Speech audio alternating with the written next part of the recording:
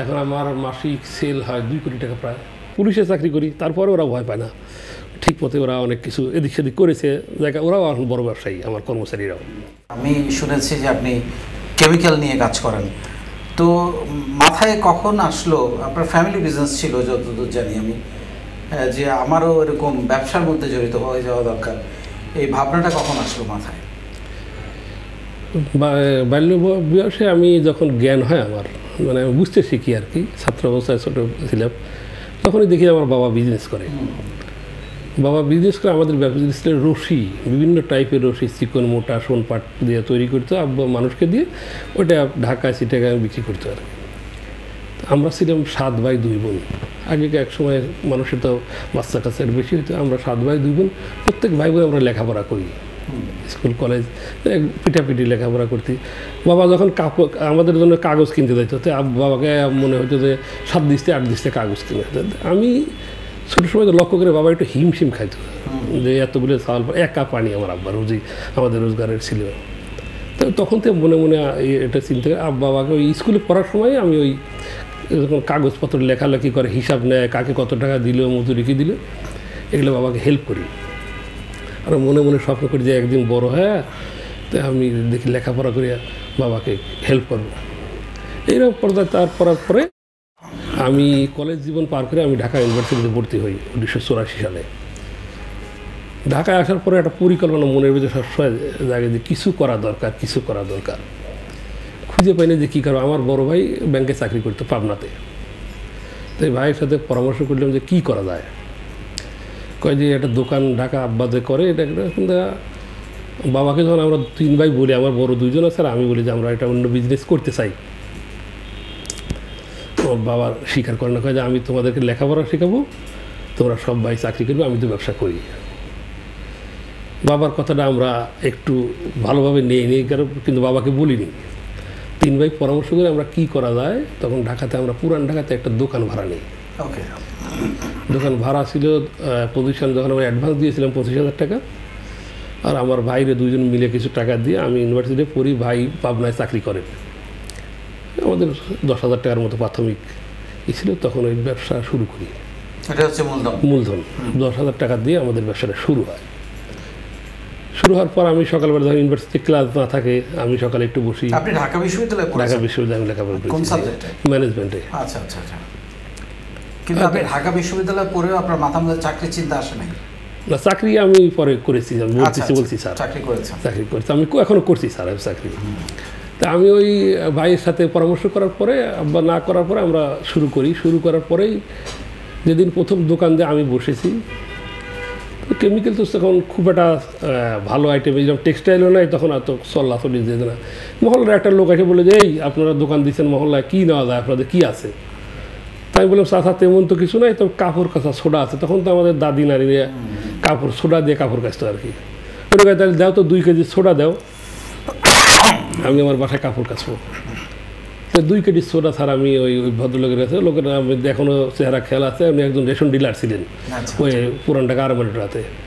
উনি 24 টাকা দিয়ে আমার প্রথম বিক্রি, 24 টাকা দিয়ে আমার বিজনেস শুরু। বিক্রি ওই দিনে আরও বিক্রি হয় নাই, আস্তে আস্তে 2400, 200, 2000 এরকম বিক্রি হয়েছে বলে। ইন্ডিপেন্ডেন্টে আমি লেখাপড়ার মাঝখানে আমি 1989 সালে আমি পুলিশের সাব ইন্সপেক্টর হিসেবে চাকরিতে জয়েন করি। ওকে, তা আমি চাকরিতে জয়েন করি, আর এই চাকরির ক্ষেত্রেই দেখি আমার যে ভাই ইন্টারমিডিয়েট SSC পাস করতেছে, ও এসে এই ব্যবসার এই ক্লাসে ভর্তি, স্কুলে ভর্তি হতেছে, ব্যবসা কিছু দেখাশোনা করতেছে। আমার ভাইগুলো প্রত্যেকেই কর্মঠ। এই দেখা যায় 2-3 বছরের ভিতরে আমার 10,000, আমাদের 1 লাখ টাকা হয়ে গেল। এবং আমার ভাবি ছিল তখন, ভাবিকে দেশে থেকে আইনে আমরা একটা বাসা নিলাম, আসি এই পর্যন্তই আছে। আমাদের আব্বা তখনও যতদিন বেঁচে ছিলেন, 2001 সালে আমার আব্বা মারা যায়। ইনডিপেন্ডেন্টে আমাদের ভাইরা, আমি চাকরি করে যা বেতন রেশন পেতাম আমার ভাইদেরকে দিই। এখান থেকে আমার ভাইরা ব্যবসা করে, মানে ভাইদের গুণাগুণ বলে শেষ করা যায়, কারণ কোনো দিন রাত পরিশ্রম করেছে কীভাবে ব্যবসাটাকে রান করা যায়। এবং আমার বাবা ছিল যখন ব্যবসা করেছে, আমার বাবার একটা থিওরি ছিল যে ওজনে কোনো কম দিবে না, সততা এবং দাম 10 টাকা বলে আমাদের কোয়ালিটি। এই ব্যবসা থাকাতে আমাদের একটা নাম, আমরা 7 ভাই, আমাদের দোকানটার নাম ছিল 7 স্টার কেমিক্যাল ওয়ার্কস। মোটামুটি বাংলাদেশের সব জায়গায় আমাদের আস্তে আস্তে নাম ভালো মাল বিক্রেতা হিসেবে আমাদের নাম ছড়িয়ে পড়ে এবং ব্যবসা অল্প দিনেই 2000 সাল পর্যন্তই আমাদের ব্যবসা অনেক বিস্তার লাভ করে। আমরা 7 ভাই, আমার আব্বা 2001 সালে মারা যায়, তারপরে আমরা 7 বছর জয়েন্ট ফ্যামিলি ছিলাম এবং ব্যবসায় অনেক উন্নতি হয়েছে, যা আল্লাহ পাকের কাছে শুকরিয়া আদায় করে শেষ করা যাবে না। আমাদেরকে আল্লাহ এত কিছু দিয়েছেন, ওই 10,000 টাকার 24 টাকায় শুরু করার পরও। পরবর্তীতে আমি চাকরি করি, এই দোকান তো এখন ভাগ হবে ভাই, সবাই ছেলে মেয়ে স্কুলে পড়ে, ঢাকাতে বিভিন্ন জায়গায় বাসা নিয়ে থাকে, আলাদা আলাদা একটা পারিবারিক আবহাওয়া থেকে একটা কথাবার্তা এদিক সেদিক হয়। তার আমরা বাপ মারার পরে আমরা 2007 সালে আমরা ভাইদের সাথে এখন আমাদের খুব বন্ডিং ভালো।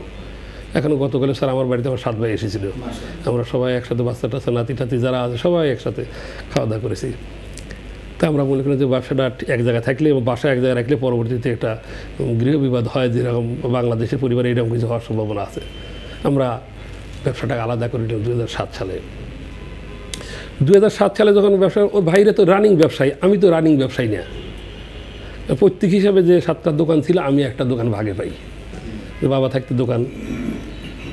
ওই দোকান সবাই আমাকে বলে যে তুই কি চাকরি করস, তুই ব্যবসা করে কী করবি, তুই তোর দোকান ভাড়া দিয়ে দে, আর যে টাকা ভাগে ভাইদের সাথে পাইছে সেই টাকা ব্যাংকে রেখে দে। আমার একটা স্বপ্ন আছে যে আমি চাকরির পাশাপাশি একটা কিছু করবো আমি। তখনই আমি করি না, আমি এই দেবো না, আমার দোকান ভাড়া দেবো না, আমি কর্মচারী রেখে আমি আস্তে আস্তে ব্যবসাটা শুরু করি। আমি অনেক টাকা পেয়েছিলাম। শুরু করার পরে আমি কর্মচারীদের মনিটরিংয়ে রাখি, ধীরে সুস্থে আস্তে আস্তে আমি বাংলাদেশে কেমিক্যাল নেই, বাংলাদেশ কোম্পানি থেকে আমি কাজ করি। বাইরে থেকে আমি বেশি করি না, যে ইম্পোর্ট করলে আমার নিজস্ব লোক নাই, ছেলে এখনও নাই, ছেলে বড় হয় নাই, তখন স্কুলে লেখাপড়া করে। পরবর্তীতে আমি ওই কর্মচারীদের এখানে তখন সিসি ক্যামেরা আসলে সিসি ক্যামেরাতে ওদেরকে মনিটরিং করি, হিসাব রাখি, প্রত্যেকদিন মোবাইলে হোয়াটসঅ্যাপে আমাদের হিসাব পাঠায়, এইভাবে ব্যবসা চলতেছিল। কিন্তু কর্মচারী দ্বারা আমি অনেক ক্ষতিগ্রস্ত হয়েছি, নিজে না থাকলে যেটা হয় না। তবু আমি অনেক পুলিশে চাকরি করি, তারপরে ওরা ভয় পায় না, ঠিক মতো ওরা অনেক কিছু এদিক সেদিক করেছে, জায়গা ওরাও এখন বড় ব্যবসায়ী, আমার কর্মচারীরাও। পরে আমি করার পরে ব্যবসাটা আমি যে এই 2018 সালে আমি আমার ছেলে অনার্স কমপ্লিট হওয়ার পরে, একটাই আমার ছেলে একটা মেয়ে, ছেলেকে আমি রাজি করে যখন গ্র্যাজুয়েশন কমপ্লিট হয়, ছেলে ব্র্যাক বিশ্ববিদ্যালয়তে ট্রিপুলিতে পরে অনার্স কমপ্লিট করার পরে ওর রেজাল্টও খুব ভালো ছিল, CGPA 3.99। তাকে আমি চাকরিতে দিইনি স্যার। ওই যে আপনার 20তম ব্যাচ থেকে আপনাকে ফলো করি এই ফাউন্ডেশনে, ফলো করে আমি দেখো আপনার এই সেশন ক্লাস এবং আপনার এই ইউটিউবে যে আপনি দিতেন, এটাতে আমার জীবনের সাথে অনেক মিলে যায়, অনেক মিলে যাচ্ছে। আমি দেখি আপনার ওই লিখিত এই সেশনের ভিতরে আমার গুণাবলী কিছু আছে, কিছু কম আছে, তো এটা আমি চর্চা করতে থাকি। আমার ছেলেকে বলি যে বাবা এটা ব্যবসা করা লাগবে, চাকরি করে কিছু হবে না। আমি তো জীবনভর চাকরি করলেও স্যার বললেও অনেকে, তোমাকে স্যারও অনেকে বলবে, তুমি রাজি হও। ছেলে রাজি হয়ে যায়, আমার অন্যান্য ভাইয়ের ছেলেরাও করে, তো এই জন্য পরে ছেলেকে আমি ব্যবসায় দিয়ে আমি ব্যবসা করতে থাকি। আর আমি এই ফাউন্ডেশনে এসেছি 25তম ব্যাচ থেকে। আমি ফাউন্ডেশন থেকে আমার মার্কেটিং যে ফাউন্ডেশনের যে আমার ভাই ব্রাদার আছে, এখানে আমার এই পণ্য নিয়ে যারা আমি যেগুলো নিয়ে কাজ করি এটা একটু কমই হয়। কিন্তু ফাউন্ডেশনে আসার পর আমার একটা ফাউন্ডেশনের ভাই বোনদের সাথে আমার বিরাট একটা কমিউনিকেশন সৃষ্টি হয়, বিরাট নেটওয়ার্ক হয়, এবং আপনার সেলস বৃদ্ধির প্রক্রিয়াটা আমি অনুসরণ করি। রিপিট কাস্টমার, এটা আপনার এটা পড়াতে আমি রিপিট কাস্টমার প্রচুর, আমার যা আছে কাস্টমার প্রত্যেকেই রিপিট কাস্টমার। হয়তো এক মাসে আমি প্রত্যেক দিন আমি 30টা বিল করি, 30 জনই আমার রিপিট কাস্টমার। হয়তো এক সপ্তাহ পরে, এক মাস পরে আরেকজন নতুন কাস্টমার আসতেছে। রিপিট কাস্টমার আছে, আমার রেফারেন্স কাস্টমার আছে। স্যার আমি ব্যবসা করি মেঘনা গ্রুপের সাথে। মনে করেন মেঘনা গ্রুপ, আমি যে প্রোডাক্ট নিয়ে কাজ করি, মেঘনা গ্রুপ তো 10 টনের নিচে কোনো মাল দেন না। তারা খুচরা কোনো পার্টিকে 5 টন 2 টন দেয় না। অনেকেই সরাসরি মাল নেওয়ার জন্য অনেকে স্যার মেঘনা গ্রুপে যান, যে আমাকে 2 টন মাল দেন। ওরা কয় না, আমরা তো 2 টন মাল দিই না, আমার সর্বনিম্ন 10 টন নেবে। ওরা 10 টন নেওয়ার সামর্থ্য নাই। মেঘনা গ্রুপের বড় যারা আছেন, যারা আমার এই সেক্টরে কাজ করেন, ওনারা আমাকে রেফারেন্স করেন যে আপনি হিমেল কেমিক্যালে যান, হিমেল কেমিক্যালে মালের প্রোডাক্টটা 1 নম্বর পাবেন। মার্কেটে স্যার আমার যে আর্মেন্টারদের ব্যবসা কোনো কাস্টমার যদি যা খোঁজে, কোনো টেক্সটাইলের ম্যানেজাররা যা খোঁজে যে এটা আমাদের মালটা ভালো গুণগত ভালো, এক দোকানদারের প্রশ্ন করে যেতে, ভাই আপনি ভালো মান চান তার আপনি হিমেল কেমিক্যালে যান। তার মানে এখন কি আপনি এবং আপনার ছেলে দুজনেই ফুল টাইম দিচ্ছেন এখানে? না, আমি তো স্যার এখনো সার্ভিসে আছি। এখনো সার্ভিসে আছে? আমার সার্ভিস আছে 1 বছর 3 মাস। আমি এই থিওরিগুলো আমি আমার সুযোগ যখন হয় আমি আমার ছেলেকে প্রয়োগ করি। ছেলে এখন এই থিওরিতে ছেলে ভালো অবস্থানে আছে আল্লাহ দিলে। এখন আমার মাসিক সেল হয় 2 কোটি টাকা, প্রায় ডেইলি 7-8 লাখ টাকা সেল হয়। অসাধারণ। এবং আমি চাচ্ছি যে আপনার এই শিক্ষা নিয়ে, আপনার এই রিপিট কাস্টমার, আপনার সেলস প্রক্রিয়া, আপনার এই নেটওয়ার্কিং এর মাধ্যমে, এবং স্যার আমি একটা জিনিস পেয়েছি তো স্যার, আমাদের এই ফাউন্ডেশনে যারা এই ভাই বোন আছেন তারা অনেকে বিভিন্ন টেক্সটাইলে চাকরি করে স্যার, বিভিন্ন পদে চাকরি করে, কেউ ছোটো পদে, কেউ বড়ো পদে চাকরি করে। এরা স্যার আমি যখন টেক্সটাইলে আপনি আপনার এই ফাউন্ডেশন আসার পর আমি পরিচিতি পোস্ট দিই কেমিক্যাল, এরা সবাই আমার সাথে যোগাযোগ করে যারা এই সেক্টরে আছে, এবং তারা আমাকে হেল্প করার জন্য স্যার তার জিএম, তার মার্কেটিং ম্যানেজারের সাথে আমার পরিচয় দেয় এবং আমাকে কথা বলা দিয়েছে অনেকে স্যার। হয়তো আমি ফাউন্ডেশন থেকে ওই রকম কিছু পাইনি এখন, কিন্তু এই যে পেয়েছি যে আমি অনেকের যোগাযোগ হচ্ছে, ইনশাল্লাহ আমি ভবিষ্যতে পাবো বলে আমি আশা করি। অবশ্যই। আপনি ঢাকা ইউনিভার্সিটিতে পড়েছেন, পরবর্তীতে পুলিশে চাকরি করছেন দীর্ঘদিন ধরে।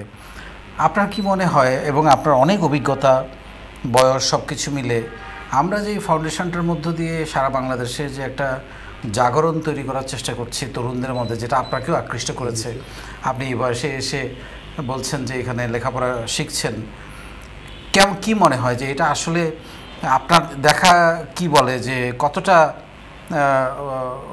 আপনি উদ্বুদ্ধ যে এটা মানুষের উপকারে লাগছে?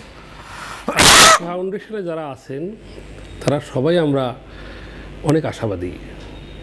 যারা ছোট ছোট উদ্যোক্তা আছে, ভাই বোন আছে, ছোটো চাকরি করেন, যে আপনার একটা স্লোগান আছে, এক চাকরি করব, একটা জিনিসের জন্য আমার জন্ম হয়নি, আমরা আর একটা জিনিস করতে পারি। যেটা আমি যেরকম করি, আমি চাকরি করি এবং ব্যবসা করি। অনেকেও ছোটো ছোটো চাকরি করে। আমার সাথেই একজন এসেছেন পাবনা থেকে, এক ভাই পাশের রুমে আছেন, উনি কলেজে স্কুলে শিক্ষকতা করেন, পাশাপাশি ওনার একটা জুতার দোকান আছে। তা আমরা এই যে সারা বাংলাদেশে অনলাইনে যে আমাদের সেশন চর্চা ক্লাসটা হয়, এই ক্লাসটা শিক্ষারে সারা বাংলাদেশে অনেকে আমাদের ভালো উদ্যোক্তার পজিশনে এখন গিয়েছে আমি আশা। এবং দেশে নাই, আমাদের কিছু ভাই বোন আছে দেশে নাই, তারা বিদেশে অবস্থান করতেছে, ওখানে ব্যবসা করতেছে, বাংলাদেশে মাল সেল হইতেছে, তার টাকা তার দেখতেছে না, তার মাল দেখতেছে না, তার কর্মচারীকে দেখতেছে না, কাউকে সে দেখতেছে না, কিন্তু তার সেল হচ্ছে বাংলাদেশে। এটা তো স্যার বাংলাদেশে আর কোনো ফাউন্ডেশনে কোনো সংস্থায় আছে আমার জানা নাই।